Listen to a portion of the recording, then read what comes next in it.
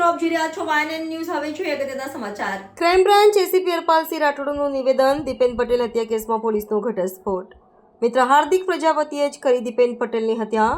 મહિલા સાથે આડા સંબંધમાં દીપેન અડચણરૂપ હોવાનું લગતા ઘટનાને આપ્યો અંજામ. કારમાં લિફ્ટ માંગી મરચાની ભૂકી નાખી કટ્ટરના ઘા મારી કરી હત્યા. પ્રી પ્લાન કરી ઘટનાને આપ્યો અંજામ. હાર્દિક ગુમ દીપેનની શોધખોળ પણ હતો સાથે હત્યા કરી મૃતદેહ હાલોદ પાસે નર્મદા કેનાલમાં ફેંકી કાર મિત્રને ત્યાં મૂકી.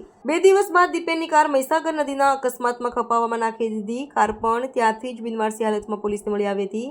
પોલીસે ટેકનિકલ સોર્સ તેમજ શંકાના આધારે હાર્દિકની પૂછપરછ કરતા ભાંડો ફૂટ્યો. આરોપીની ધરપકડ કરી કોર્ટમાં રજૂ કરી રિમાન્ડ મેળવવાની તજવીજ હાથ ધરી.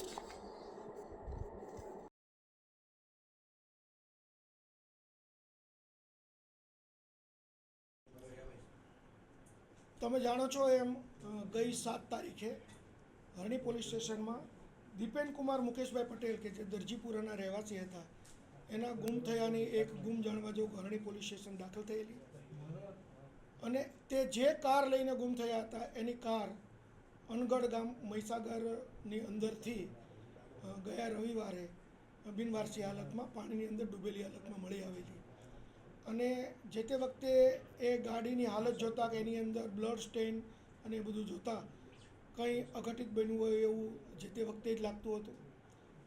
તપાસ કરતાં શોધખોળ કરતાં તે માણસ નહીં મળી આવતા ક્રાઇમની ટીમો પણ એમની પાસે લાગેલી.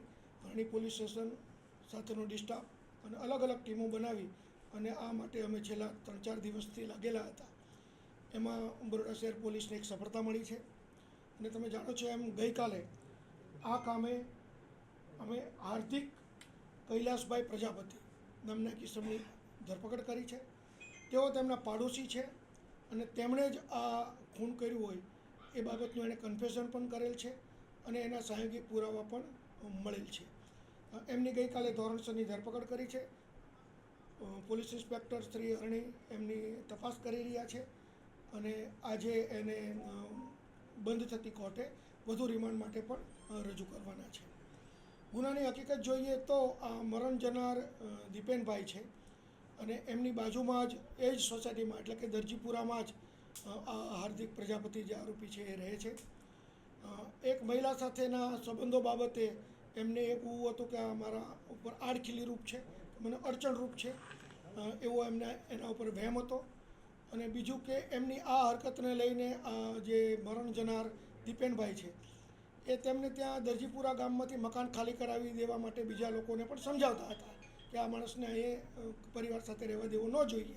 આ વાતની રીસ લઈ અને એમણે એને મોત નિપજાવવા માટેનું મનોમન નક્કી કરેલું અને આ વાતનો એણે અંજામ આપી અને એને એની જ ગાડીમાં લિફ્ટ લઈને ગળામાં કટર મારીને પહેલાં તો એને એમની પાસે મરચુંની ભૂકી હતી, કટર હતું, એ એમણે પહેલેથી રાખી લીધેલું હતું.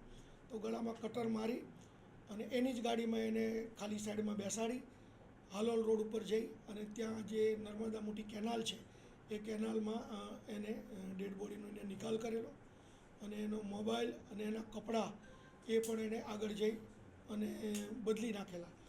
એક બીજી હકીકત એવી છે કે એણે એની ગાડી છે એ એના મિત્રને ત્યાં જે તે વખતે મૂકી દીધેલી પણ પછીથી એને ખબર પડી કે આ ગાડી ત્યાં ઓળખાઈ જાય એમ છે એટલે જેથી એ ગાડી એને રવિવારે એટલે કે શનિવારની રાત્રિના રોજ ત્યાંથી મેળવી અને અણગઢ મહીસાગર નદીની અંદર એણે ગાડીને ધક્કો મારી એક્સિલેટર ઉપર એક વજન મૂકી અને અંદર નાખી દીધેલાની પણ એણે કબૂલાત કરી છે. તપાસ દરમિયાન આજે એનું ડિસ્કવરી પંચનામું પણ થયું છે અને એણે જે ખૂન કરતી વખતે જે કપડાં પહેર્યા હતા એ કપડાં પણ પંચો સાથે લઈ જતા એ કપડાં પણ મળ્યા છે અને જે જગ્યાએથી એણે ડેડ બોડી કારમાંથી ઉતારી અને નર્મદા કેનાલમાં નાખી હતી ત્યાં એના જે લોહીના ધબ્બા છે એ પણ FSLને સાથે લઈ અને પંચનામું કરી અને જોતા એ જગ્યા પણ મળી આવી છે. Subscribe now and press the bell icon. Never miss an update.